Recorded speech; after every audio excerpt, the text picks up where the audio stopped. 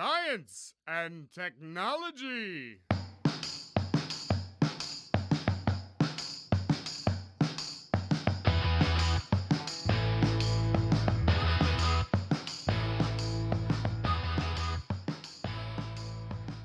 Estamos com mais um Ciência hoje para falar sobre os tesouros escondidos por bibliotecas e tumbas por aí. Bom dia, boa tarde ou boa noite, seja bem-vindo ao Ciência, um projeto de extensão aqui da UFABC que foca diretamente na partícula elementar da ciência, o cientista. Hoje eu tenho o prazer de conversar com o Breno e o Renan. Ô Breno, começando contigo aqui, você fez um ano sabático, né? Foi, 2025 eu passei o ano na Alemanha, na cidade de Flensburg. Eu fui bolsista da Fundação Alexander von Humboldt e da CAPES, e fui desenvolver um projeto sobre ilustrações em eletricidade lá na Alemanha. E aí passei o ano lá, né? Fiz bastante trabalho de arquivo, né, nesse período, e foi, sem dúvida, uma experiência excelente, não só pela própria experiência de estar lá, mas também, e aqui faço questão de ressaltar como foi legal ter sido bolsista da Fundação Humboldt e da CAPES, né, que realmente foram experiências muito, muito boas. Você eu lembro que eu conversei com você, você estava fazendo um cursinho expresso de alemão. Não sei se você lembra dessa época aí. E aprendeu alemão ou desistiu? Olha, alemão realmente é uma língua, assim, difícil, complicada, né? Já aprendi outras línguas, mas realmente o alemão acho que foi a mais difícil que eu já tentei aprender. Não me considero um falante alemão, eu acho que eu consigo me virar em algumas coisas cotidianas e tal, mas realmente admiro muito quem consegue se tornar ali fluente nessa língua, porque não é fácil. Mas você fala outras línguas além do... Quais línguas você fala? Bom, o inglês, né? O meio acadêmico é razoavelmente normal. Eu já aprendi também o francês e o italiano. Você sabe que eu fiz uma promessa e eu vou cumprir. Eu vou começar a aprender italiano, porque a Itália tem tratado... Eu não sei se vocês têm sentido a mesma coisa, mas eu tenho sido muito bem tratado lá na Itália quando eu chego, etc e tal. E o pessoal muito gentil, simpático, tudo. Daí eu falei, cara, eu tenho que aprender a falar a língua da minha avó, né? Que falava praticamente só italiano, né? Mas eu não sei falar nada, eu sou muito ruim. Eu sou muito ruim de línguas. E você, Renan, você tá de emprego novo, né? Oi, gente, tudo bem? É isso mesmo, Pedro. Tô começando agora na URGS. Entrei recentemente como professor da área de ensino de física e tô aqui em Porto Alegre, vai fazer um mês conhecendo a cidade ainda. Ah, você é da onde? Eu sou de São Paulo. Agora você tem que... Os gaúchos aí são diferentes, você tem que pegar o sotaque, pelo menos. Pois é, cara. Vai virar uma mistura, né? Não vai ser nem lá nem cá. Tem que fazer o CTG. O Centro de Tradições Gaúchas aí, aprender a tomar chimarrão, etc e tal, né? Você ainda não começou a dar aula aí? Comecei semana passada. E como que são as turmas? São grandes, são pequenas? Como que é o... Eu peguei turmas mais pro fim, do curso. Então são turmas pequenininhas. São turmas com pouquíssimos alunos. Mas alunos, como já tem essa questão de estar mais pro final, são pessoas muito interessadas, né? Então o engajamento é muito alto, né, da turma, mas... comparado com São Paulo, né, o número é muito reduzido. Hoje a gente vai falar do Oscar também daqui a pouco, porque de acordo com as tradições não gaúchas, tradições do Ciencion, é muita gente. O Breno nunca errou o vencedor do Oscar, espero que esse ano também se mantenha essa tradição. Mas hoje a gente vai falar sobre tesouros escondidos rapidamente, mas vou contar uma historinha pra vocês que o pessoal tava sabendo, e eu fico muito feliz e agradeço todo mundo que mandou mensagens pra mim durante toda essa semana, que eu achei que eu não ia voltar pra cá, né? Eu tava indo pra Índia, né, que a gente tem um projeto muito grande com diversas instituições indianas, né, então de vez em quando eu tenho que dar um pulo na Índia, em Bangalore ou em Kharagpur. E antes de sair do Brasil, a minha família me mandou mensagem, o pessoal mandou mensagem falando, não sai, não vai, mas a gente, o Breno sabe disso, o Renan também, a gente não tem opção. Pessoal, comprar a passagem, você não pode falar, me deu a doida, eu não embarquei. Porque você vai ter que pagar a passagem de novo, você vai mandar de coisa. Eu peguei o avião, e o avião tinha o Wi-Fi. E eu me comunicando sempre, etc e tal, quando, né, recebo uma mensagem dizendo que Doha estava sendo atacada. Doha está sendo atacada. Agora, faltava 2 horas, o avião já estava descendo para Doha, e o pessoal me mandou, Doha está sendo atacada. né? Eu não tinha tomado café. Daí eu falei, gente, segura o café. Falei pra mocinha do meu lado, ó, se passar o café, segura o café que eu quero tomar um café. Mas eu tenho que me avisar o meu ex-orientador, o supervisor, o Douglas, tava lá na frente. Eu cheguei pro Douglas com o maior carinho e falei, Douglas, Doris está sendo atacado. Daí, na hora que eu falei, tava voltando, as comissárias de bordo, todo mundo correu pro fundo do avião, fizeram uma mini reunião e o avião fez aquelas coisas de cinema mesmo, assim, com tudo e desviou pro Cairo antes que o espaço aéreo tava fechado e bombas, né? A gente não viu as bombas, mas a gente tava, assim, tipo, mais meia hora eu tava no Cairo, basicamente, né? Eu tava em Doha, basicamente. E eu sempre quis ir pro Egito, mas eu nunca tive coragem, porque o Egito tem problema de segurança muito grave, né? Etc e tal. E chegando lá no Cairo, a gente não tinha visto pra entrar no Cairo. Daí o governo do Egito manteve a gente 4 horas do lado de dentro do avião. A gente achou que não ia conseguir, né? E foi assim que começou a jornada, né? No final a gente conseguiu entrar no Cairo e eu conheci um pouco das pirâmides, conheci as pirâmides, conheci as tumbas lá, as coisas bacanas do Egito, mas foi, de repente, eu fui parar no Egito. E a gente não conseguia sair de lá. Não conseguia. Daí, felizmente, graças a uma empresa, que eu não vou falar o nome aqui da empresa, uma grande empresa, um grande banco, eles conseguiram uma viagem pra mim, inacreditavelmente, podia voltar dia 5, daí eu paguei do bolso mesmo, porque se fosse pela empresa aérea, eu não ia, eu estaria até hoje lá, porque o pessoal tá lá ainda, do voo, a grande parte tá no hotel. Era um hotel 5 estrelas, nunca fiquei num hotel tão chique na minha vida. Mas todo mundo começou a chorar, porque ficar preso num país é terrível. Você ir lá visitar o país é uma coisa, né? Agora, você ficar preso num país é complicado, né? E daí que eu tive a ideia do nosso programa de hoje.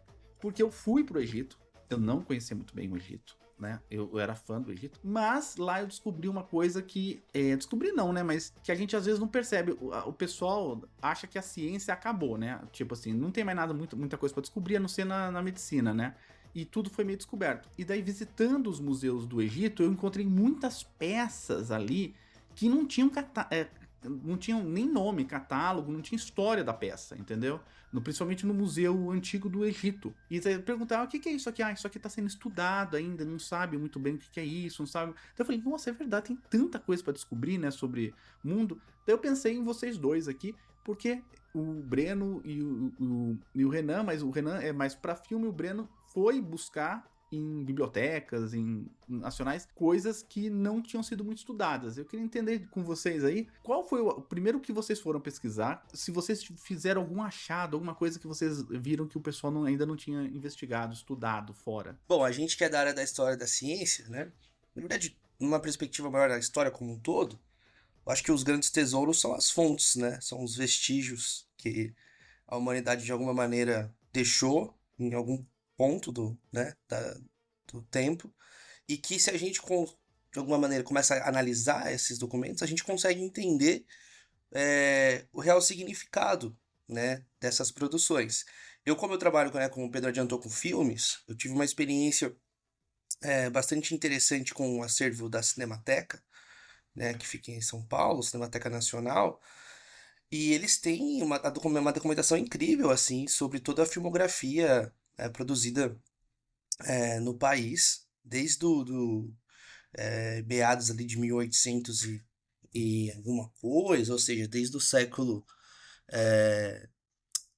XIX, e é muito interessante a gente começar a perceber, 19 não, desculpa, do século XX, a gente começar a perceber como a gente conhece pouco a nossa própria produção cultural, né?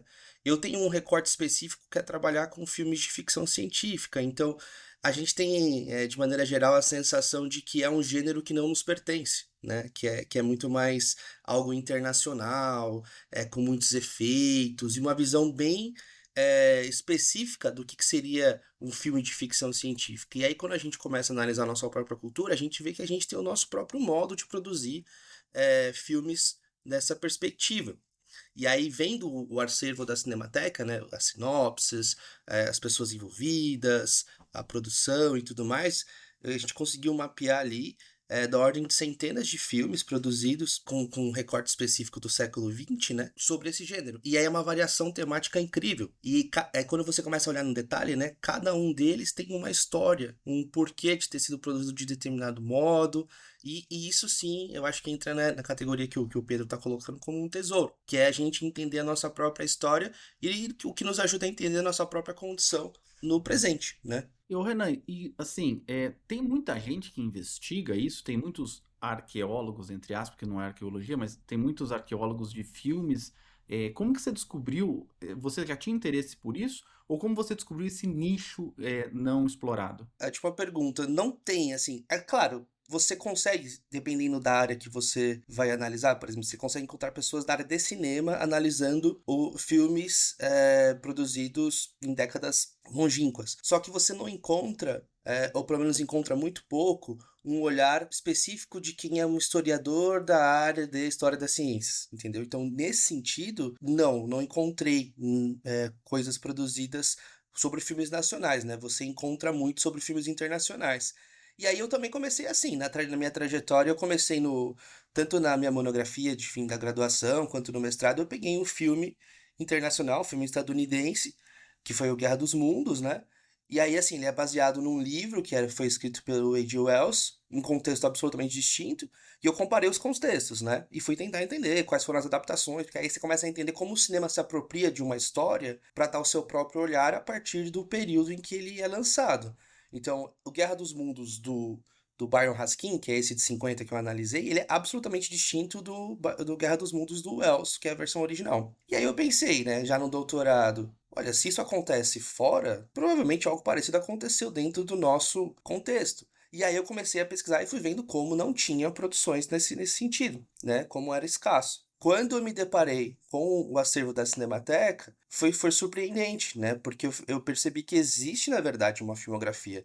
Então, a escassez de produção não é por falta de acervo fílmico, é por uma questão de uma perspectiva ainda pouco explorada. E aí, claro, para você analisar num detalhe, requer um tempo e um fôlego muito grande, né? Porque cada filme, para você ir num detalhe mesmo, demanda uma investigação muito profunda. E eu tô imerso nisso até agora. Ô Renan, aproveitando a situação, né? Porque todo mundo acha que a gente trabalha com o que gosta. Então todo mundo deve estar com uma invejinha sua. Falou assim, olha, ele fica vendo filme o dia inteiro. Você vê filme que você acha chato? Não, com certeza. Aliás, eu ouvi isso em algum curso que eu fiz. Infelizmente, eu não lembro qual foi a pessoa que falou, mas a frase ficou pra mim. Foi algo mais ou menos do seguinte sentido. Pra você ser um bom escritor, você precisa ler muito primeiro. Pra você ser um bom cineasta, um bom crítico, um bom analista, você precisa assistir muita coisa. E assistir muita coisa significa ampliar o seu repertório para todos o espectro, né? Então, assim, não assistir só o que gosta. Então, se você ficar vendo, por exemplo, Harry Potter 1, 2, 3, 3, blá, blá, blá, blá, blá, por mais que seja muito legal, aquilo vai de Não sei alguma... não, viu? Eu gosto. Eu vou ser cancelado, eu vou ser cancelado Toma agora. cuidado, a Eu tô comunidade é canceladíssimo. engajada. Eu nunca consegui assistir nenhum, viu? Eu dormi 2 vezes. Bom, Star Wars. Star Wars eu acho que você gosta. Daí eu Tudo gosto, bem. daí Se você assiste todos os Star Wars, ela é muito legal? É muito legal. Só Todos que, não, a gente tem que parar no 6, depois do 6 deixa quieto também. mas de todo modo, é uma visão assim, específica. Não é uma questão de hierarquia, entende? Você só vai expandir se você beber de outras fontes. E não quer dizer que você vai gostar de tudo, né? Normal. Não se trata do nível do entretenimento apenas, mas uma curiosidade de compreender os diferentes mecanismos e formas de se produzir cinema. E isso se aplica, na verdade, a qualquer área. Teve algum filme, alguma coisa que você encontrou aí que você considera um tesouro mesmo? Normalmente, na minha área, por exemplo, às vezes eu encontro material que ninguém estudou, uma pedra nova que ninguém tenha feito. Você tem algum filme que você fala, nossa, isso aqui parece, não que seja, mas parece um achado meu, minha marca ou não? Então, eu acredito que sim. É claro que, se você for ver num detalhe, outras pessoas, né? É como você colocou. Mas fica muito no passado. Então, por exemplo, tem um filme que saiu recentemente, uma produção minha e do Breno a respeito, que é o filme Manhã Cinzenta, que é um média-metragem que fala de uma maneira muito figurativa sobre a perseguição de um regime de exceção à comunidade acadêmica. Só que, assim, é muito figurativo, é muito metafórico, tem um cérebro digital, o questionamento, esqueci o termo, Eles fazem a investigação Interrogatório. Interrogatório, obrigado, Breno. Interrogatório, então assim, é um filme que pouca gente conhece, apesar de ter uma história riquíssima, porque riquíssima não no sentido positivo, né? No caso do diretor. O diretor foi perseguido, isso é amplamente documentado. A biógrafa dele, o diretor Shimon São Paulo, detalha esse processo, como o lançamento do filme impactou a vida dele e repercutiu até o fim, né? Dos dias do Oney. E contar essa história no detalhe é muito legal. Porque é quando, mesmo que essa obra tenha sido vista lá no passado, quando você pinça e lança o seu próprio olhar, é como se outras pessoas passassem a redescobri-la, né? Ou descobri-la mesmo. Isso é um tesouro. É um tesouro porque uma coisa com certeza é única e é inédita. É o seu olhar sobre essa obra. Isso não vai ser produzido de maneira equivalente em nenhum outro momento. A gente fez uma pauta que a gente vai gravar bem específico sobre isso, mas aí o que eu tive contato também com Manhã Cinzenta, que tá no YouTube, né? O Tá, vídeo, caso alguém queira assistir, né? 1969, eu acho é isso o aí. vídeo. Daí vale a pena assistir? Vale, né? Vale muito a pena. Não, e é muito legal isso que você comentou, Pedro. Muitos dos filmes que eu encontrei, eles estão disponíveis nessas plataformas. Então, assim, não é que você precisa ir lá num acervo super escondido para ter acesso. Não, eles estão ali. Só que eles não são muito conhecidos e por isso não são muito procurados. E tem, assim, muitos. Esse é um pequeno exemplo, mas daria para fazer uma indicação contínua de filmes, sabe? Você sabe onde que tá o rolo desse filme? Existe o rolo ainda desse filme? O filme? Porque eu tô falando isso porque é claro que, dado. Eu sei que atualmente o pessoal tá andando atrás dos rolos dos filmes, né? Teve um filme da Xuxa, inclusive, que encontraram, foi a maior festa, os fãs da Xuxa, que encontraram o Lua de Cristal, encontraram o filme e refizeram ele em 4K. Esse filme, por exemplo, tem o rolo dele para poder fazer uma restauração boa ou não? Eu não sei se foi feita já, tá? Mas ele estava depositado na Cinemateca, daí a importância dos acervos. E eles têm um projeto de digitalização dos filmes. Eles fazem isso. Só que é caro, é custoso. Então ele não é feito com uma velocidade muito grande. E até porque requer uma mão de obra especializada e tudo mais. Mas os filmes eles têm sido digitalizados porque a tendência é isso, né? O tempo ele vai de alguma maneira desgastando esses materiais, se a gente não tiver esse cuidado, eles acabam sendo perdidos. Mas tem. E essa coisa do rolo ele é interessante porque, assim, esse filme, ele pode realmente ser considerado um achado, no sentido de que ele ficou perdido um tempo, o rolo, né? Porque ele teve a questão da censura, aí teve a questão de não poder ser divulgado, ele não chegou a ser lançado. E só que o que o Oney fez? Ele distribuiu cópias para as pessoas. E aí uma dessas cópias foi objeto desse depósito que depois vai resultar aí nesse processo de digitalização.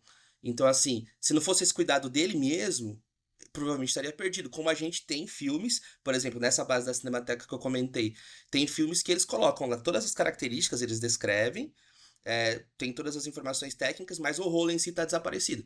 E aí, enfim, por enquanto a gente não vai ter acesso, a não ser que a gente descubra em algum local escondido esses tipos de produções.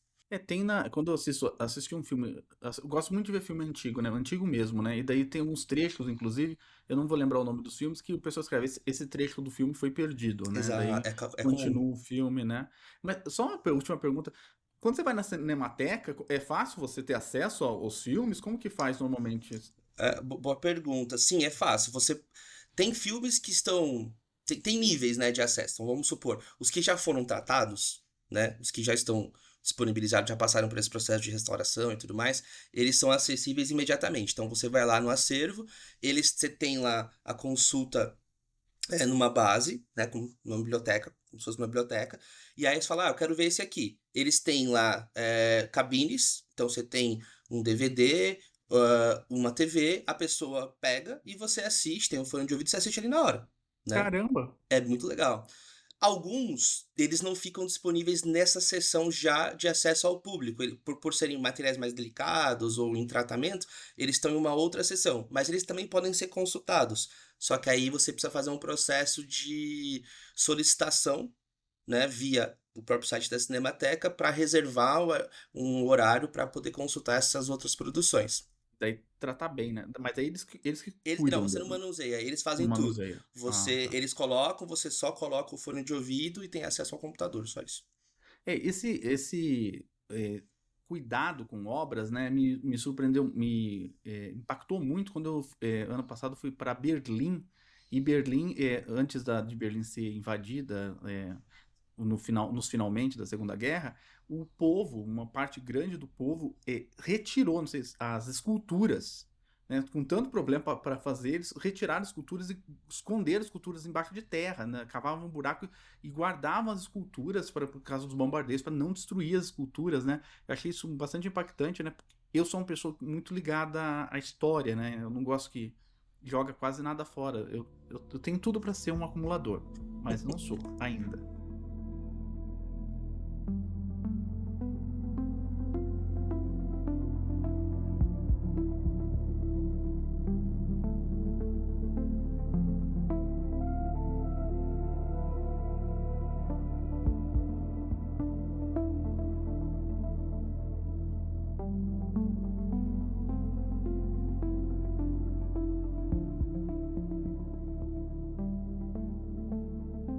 Vamos falar aqui com o Breno. Então, ô Breno, você sai ao mundo como Indiana Jones aí de caçar ilustrações sobre o Benjamin Franklin e Newton e coisa do tipo. E aí, como que é a sua experiência nesses... Você já se deparou com algum tesouro escondido? Você não conta pra ninguém? Fala, essa obra aqui eu não vou nem falar nada porque eu vou pesquisar ela primeiro? Então, acho que primeiro de tudo, né? Acho que é importante, o Renan mencionou também o trabalho desses profissionais, mas aqui quero ressaltar e parabenizar e saudar o trabalho dos arquivistas, dessas pessoas que trabalham nesses arquivistas, bibliotecários, todas as pessoas que trabalham na conservação desses acervos, né, que não é um trabalho geralmente invisível ou invisibilizado.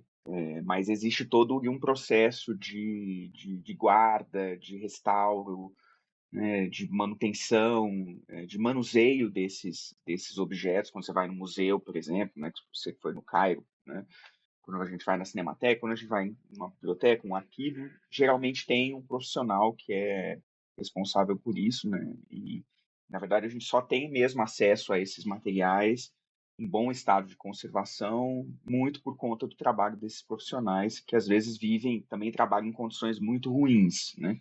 Sem investimento e tudo mais, né? Mas aqui vou contar um pequeno caso do que aconteceu na Alemanha, né? Você falou de descobrir tesouros, tá? Um caso bem específico, mas vou tentar trazer de modo bem geral.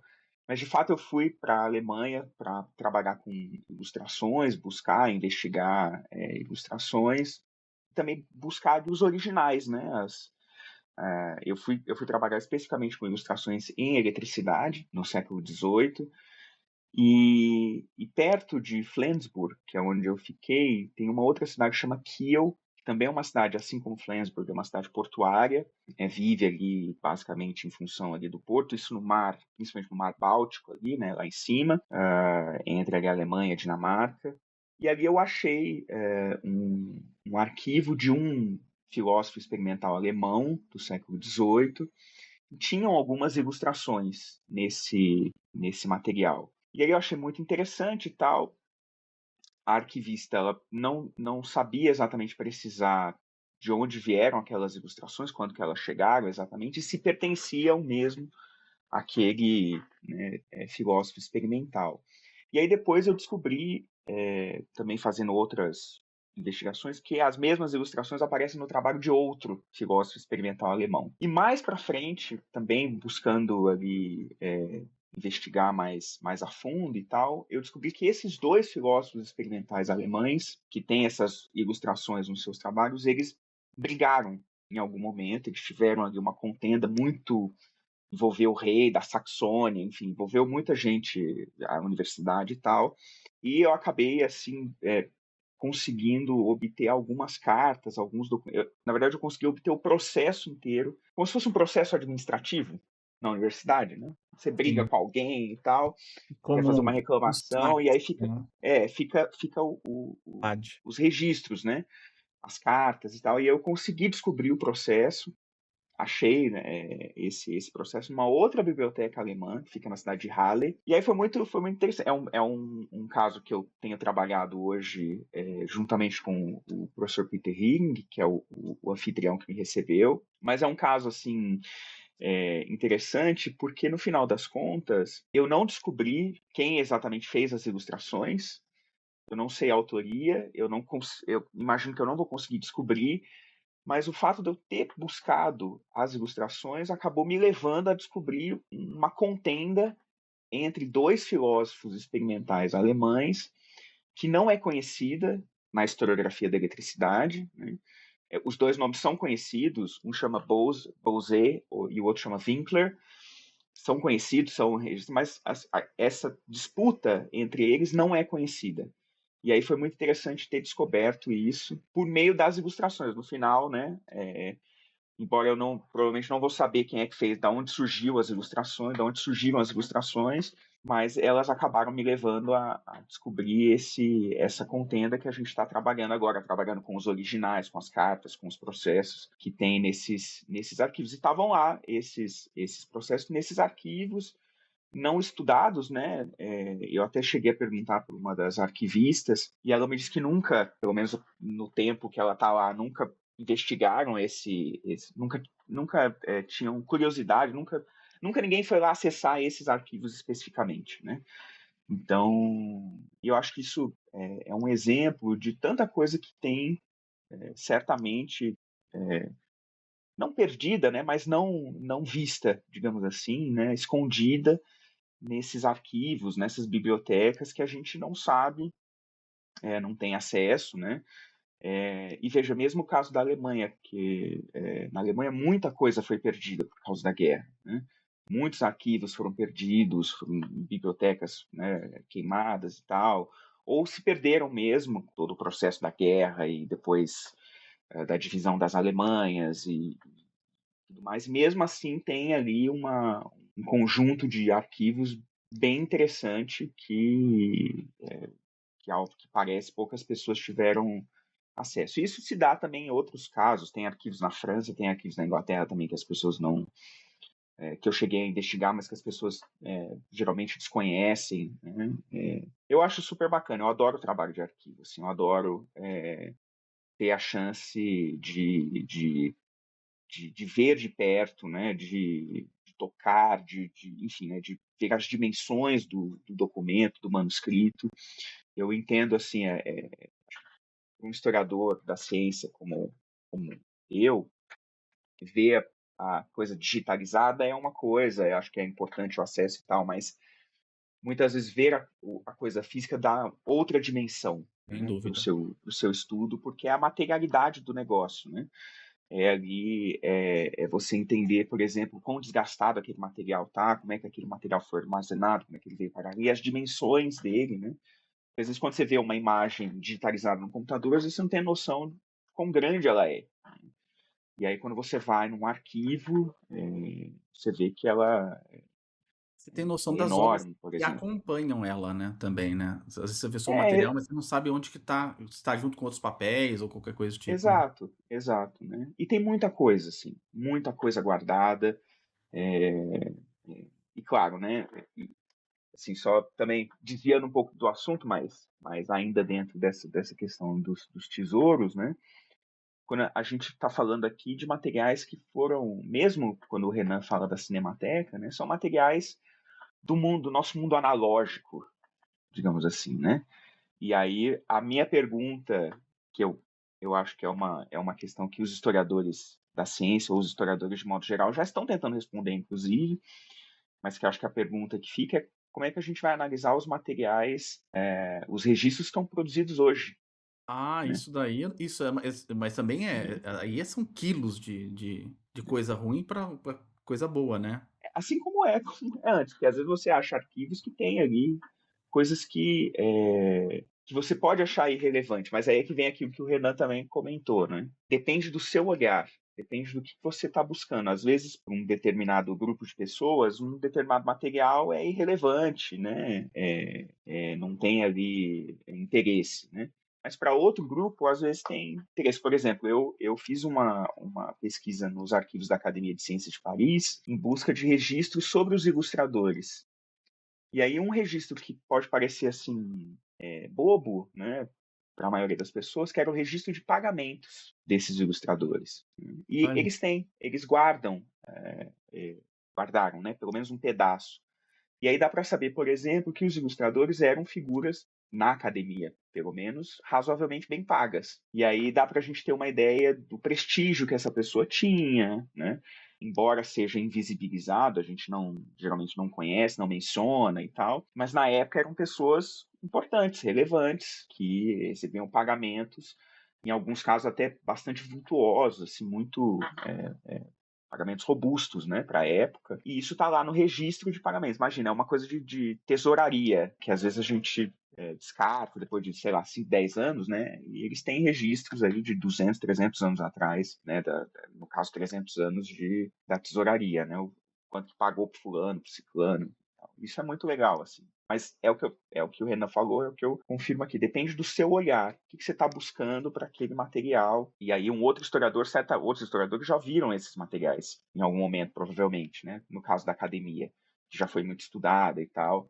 Mas não com esse olhar que é o que eu estou trazendo, que é o que eu busquei, né? Que é o olhar sobre os ilustradores e tal. Você sabe que esse ponto que você levantou, isso é um traço de personalidade que eu acho que eu não falo muito sobre mim, que é eu ser muito ligado a guardar coisa material, né? Eu tenho todas as minhas fotos digitais que eu tirei em toda a minha vida guardada em 2 ou 3 lugares diferentes. Isso que você falou realmente é uma coisa que me preocupa, né? A produção científica mesmo, digitalmente, que está se perdendo, né? Eu lembro que a gente tentou no Ciencion fazer o Ciencion na escola para catalogar o material que é divulgado nas redes sociais. Muitos de nós aqui fazemos materiais para as redes sociais, às vezes cards, às vezes ilustrações. A professora Paula Homem de Mello e o Geck fizeram um cardzinho muito legal com os bicos dos pássaros e com uma piada para contar a evolução dos pássaros com essa piada. Essa ilustração que eles fizeram atingiu milhões de visualizações, mas só que em algum momento o Facebook vai sair do ar, o Instagram vai sair do ar, e parece que tudo isso vai se perder. Mesmo assim, eu tomo muito cuidado, porque a gente faz muitas entrevistas, por exemplo, quem quer saber sobre o Breno, daqui 10, 20, 50 anos, vai sair uma coletânea sobre a história do Breno. Onde vai ver? Eles vão procurar no Ciencion também, mas eu espero que o Ciencion esteja, pelo menos o arquivo esteja lá, né? Mas aí você vai depender das nuvens, né? Vai depender do armazenamento digital, Enfim, eu acho que é uma outra, assim, é uma outra classe de arquivamento, de guarda, eu não consigo ver. Inclusive, eu acho que, por exemplo, os cursos de história, de análise de arquivos, biblioteconomia, por exemplo, eles vão ter que, ou já estão, né, em processo de mudança, porque realmente o que vem depois é uma coisa absolutamente diferente do que a gente tem ali para materiais até a década de 90, por exemplo. Tem uma coisa que eu acho que passa por todos os exemplos que a gente colocou, desde a história que o Pedro contou, né, das pessoas guardarem ali, enterrarem para colocar os monumentos e tudo mais, que é a questão da consciência histórica e da necessidade de você ter mecanismos para guardar de alguma forma todas essas produções, porque é isso, né? O Breno comentou que ele perguntou para arquivista e não tinham ainda consultado aquele documento. Então a relevância do documento histórico não está na sua utilização imediata. Em algum momento aquilo pode ser objeto de estudos, né? E aí, assim, a gente tem que entender que individualmente nós não vamos conseguir superar essas dificuldades. Então são questões estruturais, né? Então, por exemplo, trazendo para a minha questão da Cinemateca, em 2021 teve um incêndio, foi o 4º incêndio, né, do acervo.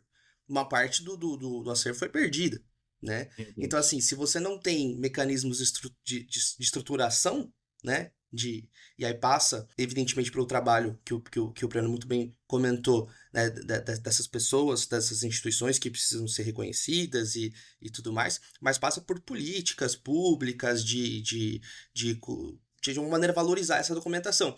isso também vem para as nuvens. Se a gente confia só nas ferramentas, e a gente fica à mercê de qualquer tipo de modificação da tecnologia, né?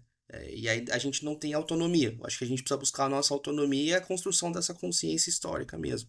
Principalmente no mundo inteiro, mas a gente tem que fazer a nossa parte aqui no Brasil, porque realmente a gente não tá, principalmente arquivos digitais, a gente tá devendo, a gente tem que dar uma melhoradinha, porque a gente eu acho que vai perder muita coisa, né? Porque depende de grandes empresas falem, né? Né? Então não tem muito o que fazer, né?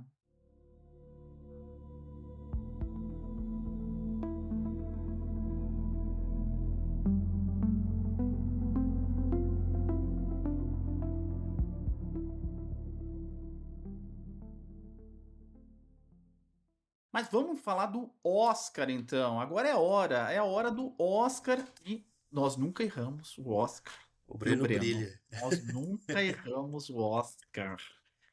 Então nós não erraremos. Vamos lá.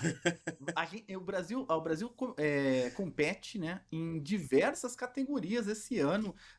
A senhora Rede Globo de televisão, inclusive, vai passar o Oscar basicamente na íntegra neste domingo, justamente porque o Brasil não está só naquela pequena categoria dos filmes de línguas estrangeiras no sentido do inglês, mas de filme internacional com relação aos Estados Unidos, mas em diversas categorias. Melhor filme internacional, melhor ator, melhor filme na categoria principal e melhor fotografia, que tem um brasileiro que participa também dessas categorias.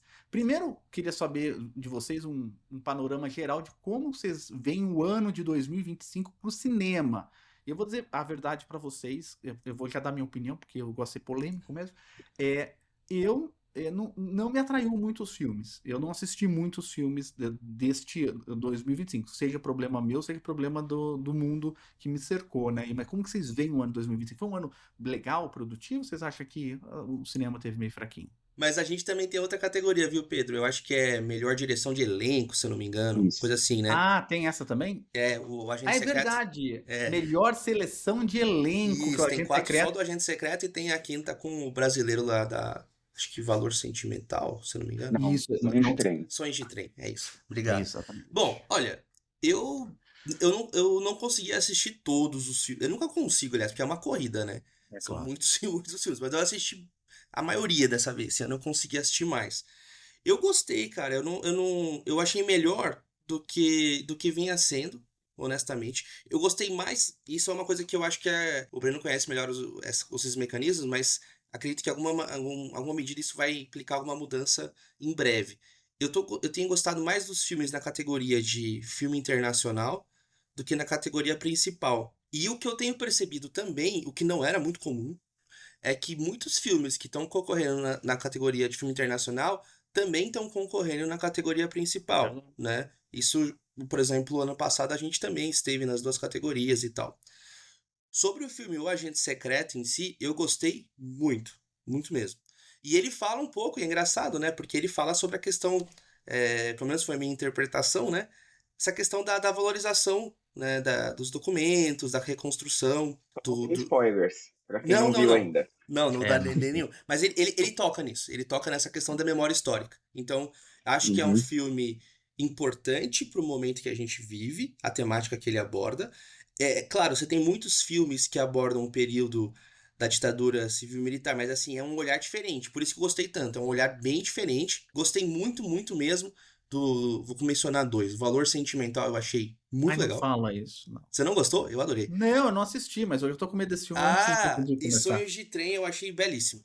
Só lembrando que o Agente Secreto, de acordo com fontes fidedignas aqui, ele está na Netflix, estreou anteontem, eu acho, na Netflix. Exatamente. Tá até na chamada principal. Você entra lá e já estão avisando. Eu vou ter que assinar de novo a Netflix, porque eu não assino faz um tempo, viu? E você, Breno, como foi o ano 2025 pro cinema mundial, na sua visão? Olha, assim, eu acho até consegui ver alguns filmes, porque a grande parte dos filmes que entram na Alemanha, eles são dublados em alemão, né? E aí, ainda mais na cidade que eu tava, tinham poucas opções, assim. Mas acho que consegui, dos 10 indicados esse ano, eu acho que só falta o Hamnet, o Marty Supreme, que eu não vi, e o Fórmula 1.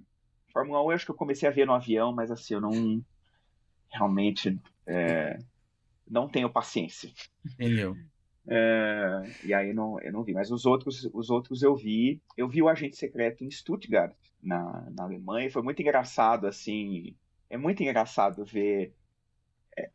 Assim, eu entendi algumas coisas, mas como é que eles tentavam traduzir alguns termos, gírias e, Você viu né, dublado? Não, eu vi legendado. Legendado. Sei. E aí, obviamente, provavelmente devia ser talvez o único, ou um dos únicos brasileiros lá vendo o filme, né? Mas eu olhava a legenda, assim, por exemplo, logo quando começa, né, que o filme se passa em 1977, um ano cheio de pirraça. E assim, o jeito que eles traduziram, assim, realmente dava para tentar ver um esforço, assim, deles traduzirem essas palavras, né, que a gente usa, ou principalmente, né, que os recifenses usam, né? Mas assim, eu gostei até. Eu acho que acho que dos filmes indicados eu detestei Frankenstein, achei muito chato. Desculpa ao Guilherme Del Toro, que eu gosto muito. Gostei muito de Sonhos de Trem, achei muito bonito. O filme, gostei muito do Agente Secreto. Gostei de Bugônia, achei legal. O enredo, assim, embora eu também não curta muito os filmes daquele diretor em particular, que é um diretor grego, o Yorgos Lanthimos. Valor sentimental, assim, eu não sei. Eu não achei grande coisa. Mas enfim, Breno, talvez... Diga. não. A gente aprendeu. Se tem uma coisa que a gente aprendeu com você é que o Oscar é campanha. Você sempre fala que é É campanha, campanha. campanha, é campanha. Que nem campanha política, que nem campanha que teve para a Uhum. reitoria da UFBC. É campanha. Não, nem sempre vence o melhor, nem sempre vence o pior. É campanha. É O melhor e o pior também é uma questão subjetiva, né? É o completamente. que você acha, né? E o Brasil, né, tem feito campanhas desde o ano passado com a Fernandinha, com Ainda Estou Aqui, que venceu o Oscar. Esse ano a gente teve o Globo de Ouro, que a gente venceu na categoria de melhor filme em língua não inglesa, com o Agente Secreto, Uhum. e o melhor ator, que também foi uma mega surpresa para mim. Eu estava assistindo o Globo de Ouro com o Wagner Moura, também pelo Agente Secreto. Você acha que a nossa campanha tá animada esse ano também ou tá menos animada? Assim, acho que, primeiro, a vitória do Globo de Ouro nem foi. Acho que filme internacional foi surpresa, mas de ator em drama já era razoavelmente esperado, né? Assim, pelos os sites especializados, né? Mas, assim, eu acho que a diferença entre principalmente o Wagner Moura e a Fernanda Torres é que o Wagner Moura já é um ator internacional, né? Ele está inserido naquele meio, então ele é conhecido já, ele já fez outros filmes que tiveram ali um alcance, o Guerra Civil, por exemplo, foi feito pelo Alex Garland, né? Acho que é o diretor. Ele fez o Narcos, que é uma série também bastante conhecida nos Estados Unidos, foi indicado ao Globo de Ouro por isso também. Então, assim, ele já era uma figura conhecida, ao contrário da Fernanda Torres, que era totalmente desconhecida. Então, eu acho, assim, em termos, ele tem aparecido bastante, foi no Jimmy Kimmel, foi em programas matinais e tal. Eu acho que a campanha dele tem sido boa e acho que tem sido eficiente. Se vai ser suficiente para ganhar, porque é isso que você falou, é campanha e, e é isso, né? Acho que o único problema que ele tem é o problema que a Fernanda Torres teve no ano passado, né? Porque ela não estava nas principais premiações que antecederam, né? E aí não é uma questão de um pré-requisito, mas é porque estar nessas premiações é aquilo que eu falo inclusive para meus alunos. Quem não é visto não é lembrado. Exatamente. Então, assim, se você não está nessas premiações, né, então ele não foi indicado ao BAFTA, não foi indicado ao agora chamado The Actors Award, que era o antigo prêmio do Sindicato dos Atores, e, né, então isso é ruim, digamos assim, né? Mas no caso dele em particular, tem ali uma questão porque ganhou o prêmio dos sindicatos o Michael B. Jordan, do Pecadores, que é um filme legal, gostei até. E o BAFTA ganhou um britânico, Robert Aramayo, por um filme que nem estava elegível pro Oscar, né? Então, assim, isso cria uma espécie de suspense, mas eu particularmente não acho que terá suspense, eu acho que vai ser o Michael B. Jordan que vai Então, ganhar vamos começar com a categoria melhor ator, né? Isso. O melhor ator tá. Os indicados ao Oscar, o melhor ator é o Wagner Moura, pelo Agente Secreto. O queridinho, que eu acho que vai levar, o Timothée Chalamet, por Marty Supreme. O Leonardo DiCaprio, por Uma Batalha Após a Outra. O Ethan Hawke, por Blue Moon. E o Michael B. Jordan, por Pecadores, que eu sinceramente assisti e também não fui fã do filme, não, mas. E aí? Então, quem leva o Oscar de melhor ator aí pro Breno seria o Michael B. Jordan. Eu acho que é o Michael B. Jordan, né? Eu acho que ele leva. Tem a questão do Timothée Chalamet, mas ele não... Importante ver isso, porque ele não ganhou nenhum prêmio que foi votado pela indústria. Ele ganhou o Globo de Ouro e ele ganhou o Critics' Choice e outros prêmios, mas da crítica. A crítica não vota no Oscar, né? Quem vota no Oscar são os atores, os produtores, os diretores, etc. Né? Então ele não ganhou nenhum prêmio. Então, assim, eu entendo que acho que o fato do Michael B. Jordan ter ganhado o prêmio dos atores é um indicativo bem grande que ele deve levar. E também vai ser um reconhecimento. Sinners o Pecadores é o filme mais indicado. Então, eu não acho impossível o Wagner Moura ganhar, mas eu acho muito difícil. E o Renan? Acha Não, quem? é o mesmo. Eu também acho que vai dar o Michael B. Jordan por vários motivos. A declaração do time recentemente falando do balé, da ópera, assim, repercutiu muito mal. Então, mas essa repercutiu depois do final da votação. Já tinha acabado a votação? Já tinha acabado. Então tá. O que vai valer a vitória do Michael B. Jordan é o discurso que ele fez Sim, que estava bem ali no finalzinho da votação. Então, acaba sendo que uma inércia, né? A temática do filme, eu acho que vai dar ele também. Tem uma nova categoria que o Brasil também concorre, né? Que é a melhor seleção de elenco. Eu acho que é a primeira vez que tem um melhor casting na história. Eu achei muito interessante esse tipo de... Porque às vezes tem tanto ator bom, né? Mas nenhum ator é realmente o melhor da categoria. E o Brasil tá concorrendo, a Agente Secreta tá concorrendo com Hamnet, que eu não vi também, Marty Supreme, Uma Batalha Após a Outra e Pecadores. Vocês acham que tem chance nessa? Eu vou falar agora... Não, melhor seleção de elenco. Direção de elenco. Eu acho que também não. Porque, embora, assim... Eu também gostei da categoria, né? Porque fala um pouco da harmonia, dos personagens, das escolhas. Eu não sei, eu acho que vai dar uma batalha após a outra. Eu acho que vai dar Pecadores. Pode ser, que assim, se você for ver, né, as indicações em coadjuvante principal, os dois têm muitas, né? Pode ser mesmo. Mas é que essa categoria, ela não é a melhor elenco. Ele é o melhor trabalho de escalação de elenco. Sim. Então, assim, eu acho que Pecadores vai acabar levando... Também acho que vai dar Pecadores. Embora, assim, eu acho que a escalação que foi feita no Agente Secreto, sensacional. Assim, também acho. De todos ali que foram escolhidos, eu acho que é... Mas, assim, é uma coisa que é extremamente regional do ponto de vista brasileiro. Estou falando só pernambucano, né?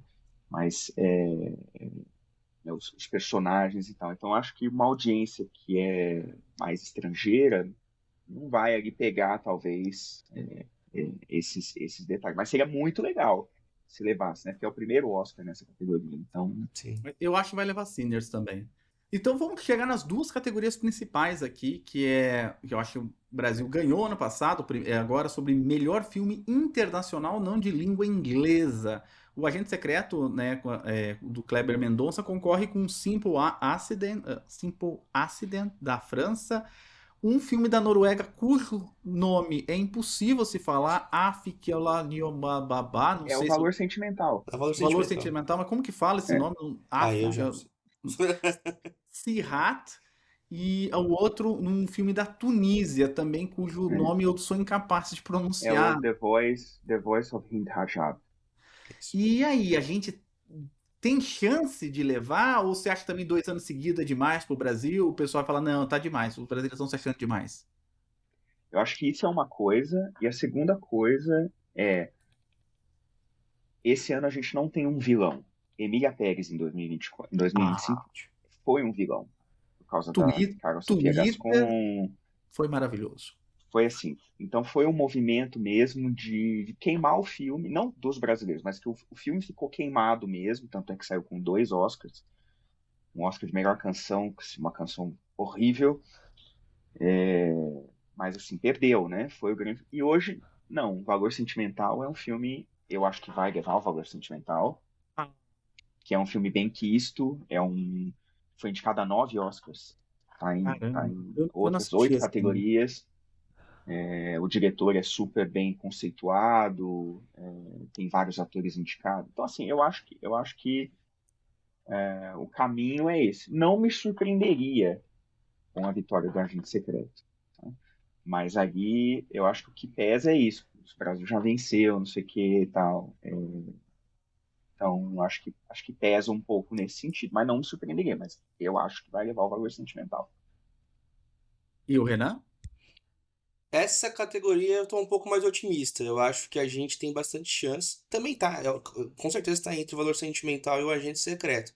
Mas se eu tivesse que apostar, eu apostaria em um Agente Secreto aqui. Olha só. E chegamos ao derradeiro. O melhor filme concorrem o Agente Secreto, Pecadores, Uma Batalha Após a Outra, Frankenstein, Hamnet, Marte Supreme, Bugônia, F1, Valor Sentimental e Sonhos de Trem. Vamos lá, começar com o Renan para deixar o Breno pro final. Renan, quem leva o Oscar de melhor ator? De melhor filme na categoria principal? Essa daqui é Pecadores. E aí, Breno? Difícil. Eu acho que, assim, ou é Pecador, ou será Pecadores, ou será Uma Batalha Depois da Outra. Não tem outra alternativa. Sim. Será um desses dois, sem dúvida nenhuma.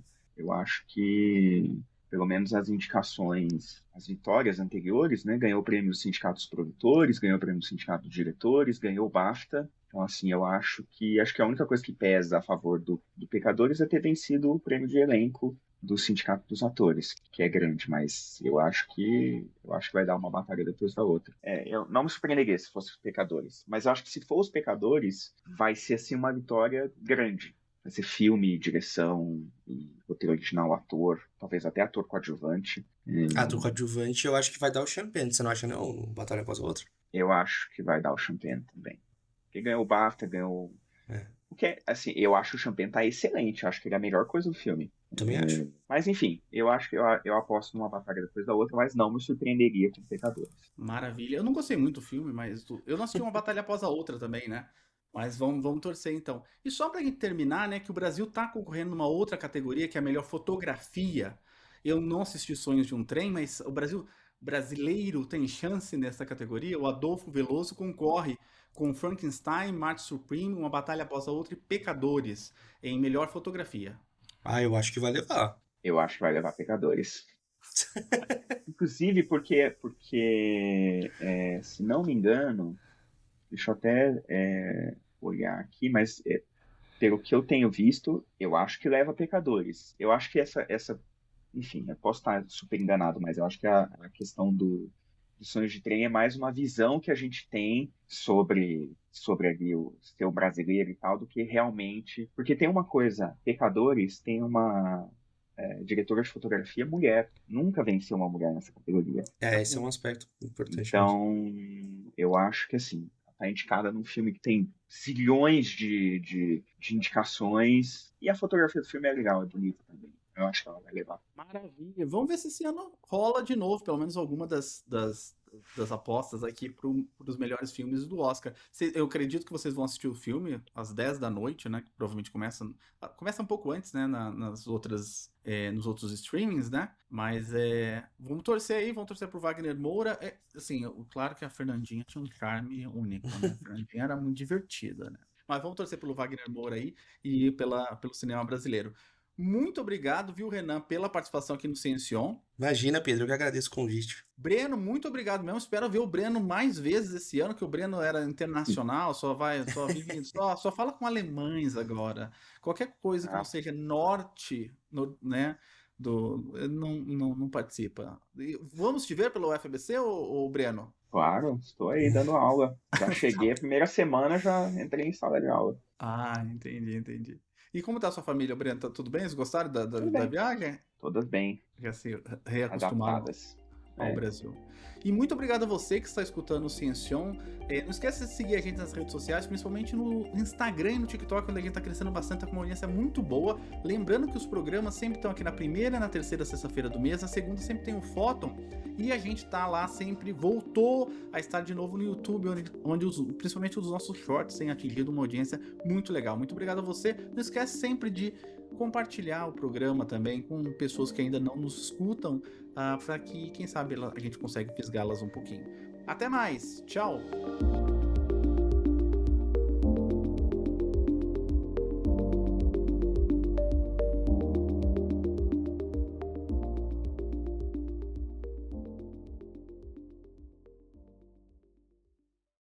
Esse programa foi editado por João Paulo Mantovan.